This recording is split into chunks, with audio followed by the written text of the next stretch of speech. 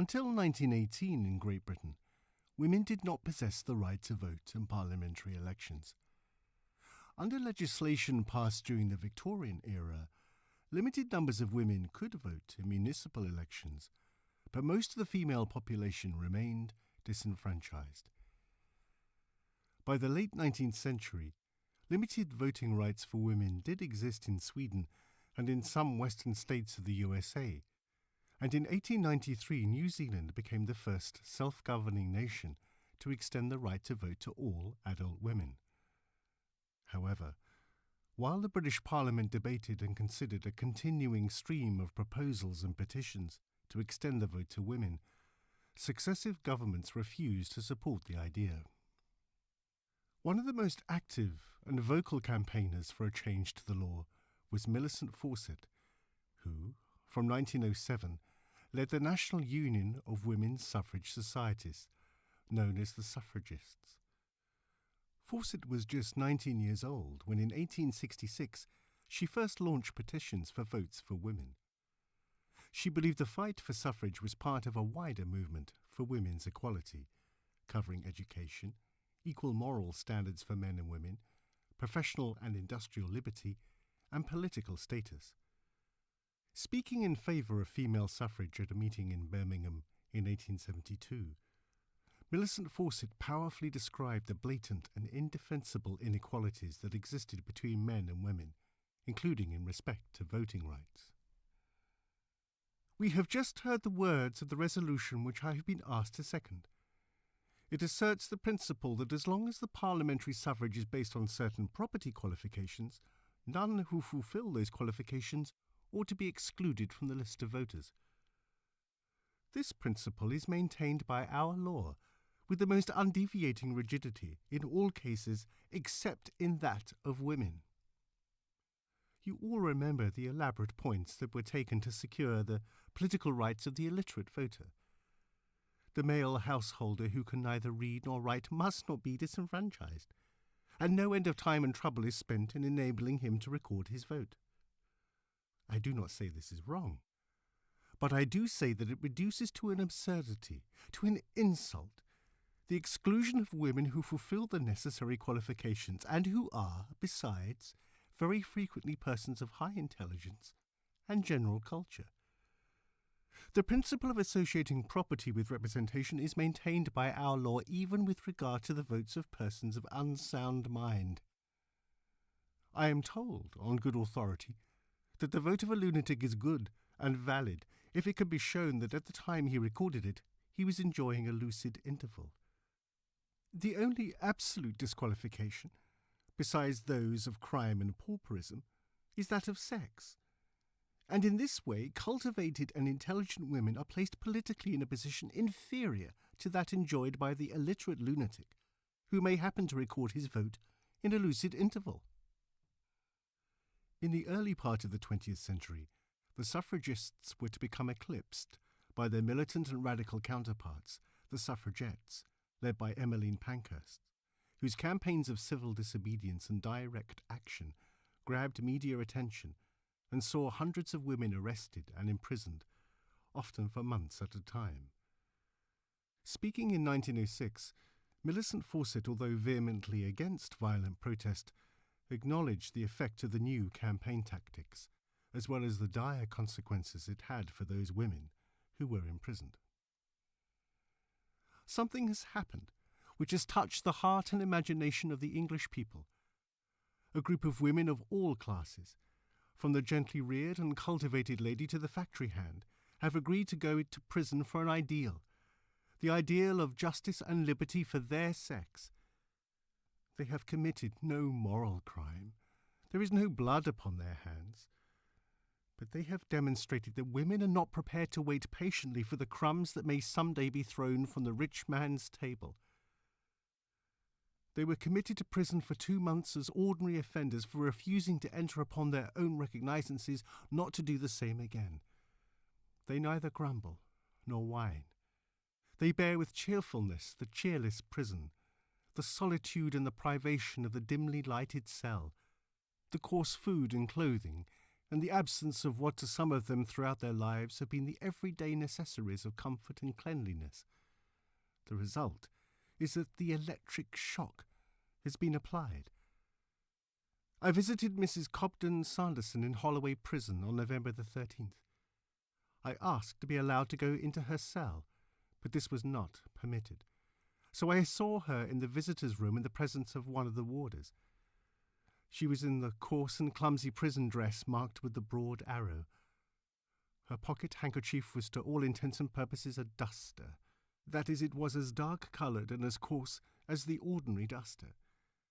Once a week is the allowance served out. She laughed heartily at my exclamation on noticing it, and said it was lucky she had not a cold. I had bought her a few flowers. She was not allowed to accept them, but she enjoyed handling them and smelling them while we were together. She is a vegetarian, and her dinner in prison consists of 3 baked potatoes, but the doctor has recently ordered her 2 ounces of butter daily. That makes an enormous difference, she said cheerfully. She looked and seemed well and did not utter a syllable of grumbling. One word would open her prison door and set her free. That word she will not speak. She believes it would injure the cause of women's freedom.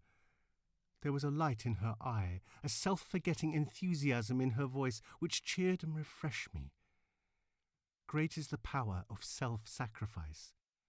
Like faith, it moves mountains. Many suffragettes imprisoned in Holloway protested against the refusal to treat them as political prisoners by going on hunger strike. In response, the government introduced a policy of force-feeding them. One such prisoner to be force-fed was Mary Richardson, who was sentenced to 6 months behind bars in 1914 for attacking a painting by Velázquez of the goddess Venus in London's National Gallery. Mary aimed her slashes deliberately at Venus's naked torso, declaring following her arrest, "I have tried to destroy the picture of the most beautiful woman in mythological history as a protest against the government for destroying Mrs. Pankhurst, who is the most beautiful character in modern history." During her incarceration, Mary wrote about her experience of being force-fed. After 30 times of nasal feeding, my face, eyes and nose were so swollen and bruised that Dr. Pearson brought in a Home Office specialist, and after consultation he announced that he would feed me by the throat tube thereafter.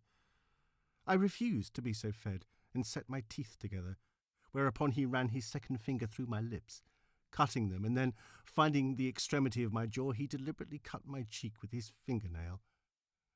I cried out at his cruelty, but he continued until, in agony, my teeth were parted and a metal spring gag inserted, followed by the feeding tube. The pain of the operation was beyond my endurance. I was driven almost mad by it, and springing up off the bed when they had left off holding, I ran out of my cell in front of the wardress. It was at that point that Pearson said I was in a dangerous state of mind and must be treated accordingly, with the result that they refused to open my cell door when I needed anything, and contented themselves with shouting at me from without, as they would a lunatic. Throughout the Edwardian era, the actions and civil disobedience of the suffragettes grew in their intensity, fueled by their anger at the lack of any political progress on equality for female suffrage. On the 18th of November 1910, on a day that came to be known as Black Friday, more than 300 suffragettes marched on Parliament, where they were met by a large police presence. Instead of immediately arresting the women, as was their usual custom, the police clashed violently with the protesters. Over the next 6 hours, 200 women were assaulted. There were claims of police misconduct, acts of violence and sexual assault. One protester described what she witnessed. "I saw a policeman grab women by the collars, shake them and fling them aside like rats. I saw them take women up and fling them on the crowd as many logs on a woodpile." Another protester, Sylvia Pankhurst, daughter of the suffragette leader Emmeline Pankhurst, witnessed the police treatment of her fellow protester Ada Wright. "I saw Ada Wright knocked down a dozen times in succession. A tall man with a silk hat fought to protect her as she lay on the ground, but a group of policemen thrust him away, seized her again, hurled her into the crowd, and felled her again as she turned.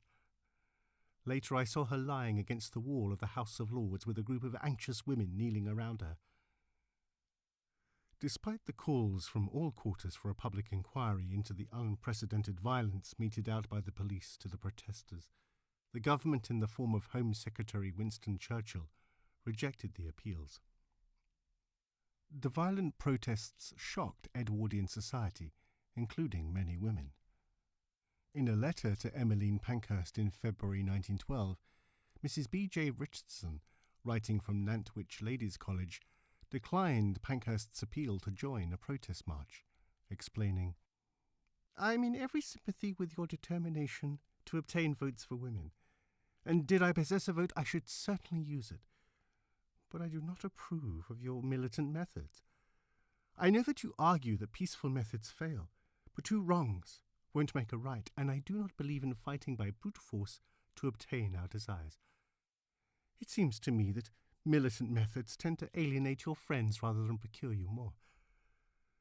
Besides this, with so much unrest already in the country and so many strikes, it seems to me wicked to make more disturbances and harass a government which has passed and is still passing such excellent laws.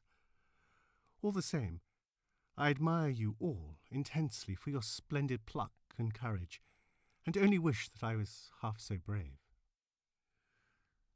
Despite the opposition, arrests and imprisonment, the suffragettes refused to be quelled. Their organisation, the Women's Social and Political Unit, and its leader, Emmeline Pankhurst, became more vocal, more angry, and more determined. In March 1912, the bitterness and disillusionment of the activist women exploded in a wave of window smashing. Windows of shops on London's most elegant streets, as well as the windows at number 10 Downing Street, were assaulted by women wielding hammers. Mrs. Pankhurst and some 150 others were arrested and imprisoned. Within a few months, however, all had to be released because of their precarious states of health due to hunger strikes and force feeding. Escalating the violence of their protests still further, the suffragettes also launched a bombing and arson campaign between 1912 and 1914. The campaign included attacks on the homes of cabinet ministers who were openly opposed to votes for women, an attempt by 4 suffragettes to set fire to the Theatre Royal Dublin while the Prime Minister Herbert Asquith attended a packed performance, and the detonation of bombs in railway stations and churches.